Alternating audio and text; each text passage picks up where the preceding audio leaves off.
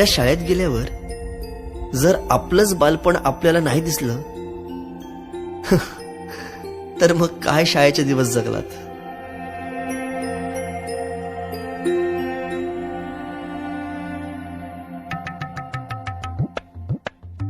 काय रे, अभ्यास नाही केला? चल निघ. बाई मी गृहपाठ केले पण वही नाही भेटली. भेटली नाही, मिळाली. माणसं भेटतात आणि वस्तू मिळतात, कळलं? चल. बाई मी आलोच.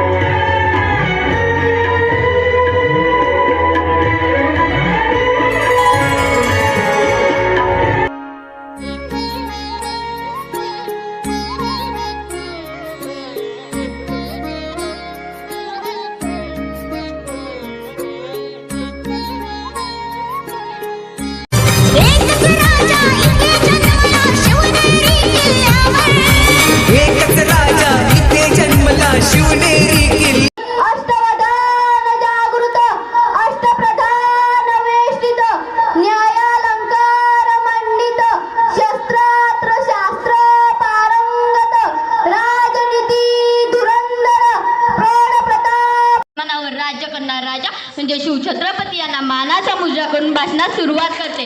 सुमारे 400 वर्षांपूर्वी जिजाऊच्या कुशीत जन्मलेला निरागस बाल म्हणजे शिवबा.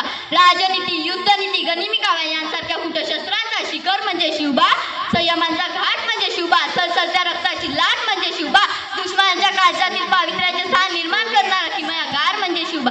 तलवार तर प्रत्येकाच्या मनगटात होती, पण स्वराज्य स्थापन करण्याची ताकद फक्त आणि फक्त शिवरायांच्या मनगटात होती. शिवाजी हा केवळ 3 अक्षरी शब्द नसून तो एक मंत्र आहे, आणि तो मंत्र उच्चारताच अंगातील रक्त सळसळायला लागताना एक सकारात्मक ऊर्जा निर्माण होते. कोण होते छत्रपती? असे कोणते कार्य त्यांनी केले की त्यांचे नाव भारतातच नाही तर जगाच्या कानाकोपऱ्यात अभिमानाने घेतले जाते?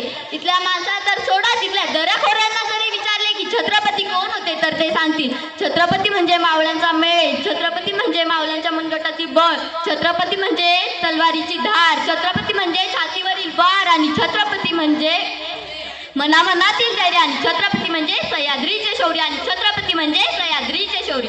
महाराजांनी हिंदवी स्वराज्य स्थापन केले त्यावेळी सैनिक साठा नव्हता, शस्त्र पुरवठाही नव्हता. यासाठी सुरुवाती शून्यातूनच झाली. महाराजांनी तानाजी, येसाजी, नेताजी, सूर्याजी यांसारखे असंख्य सैनिक गोळा केले नाही, तर जीवाला जीव देणारी माणसे गोळा केली व रायरेश्वराच्या साक्षीने स्वराज्य निर्माण केले. अफजल खानाचा वध, शाहिस्ते खानाची फजिती, आग्र्याहून सुटका अशा अनेक लढाया त्यांनी काव्याने लढल्या. शेतकऱ्यांना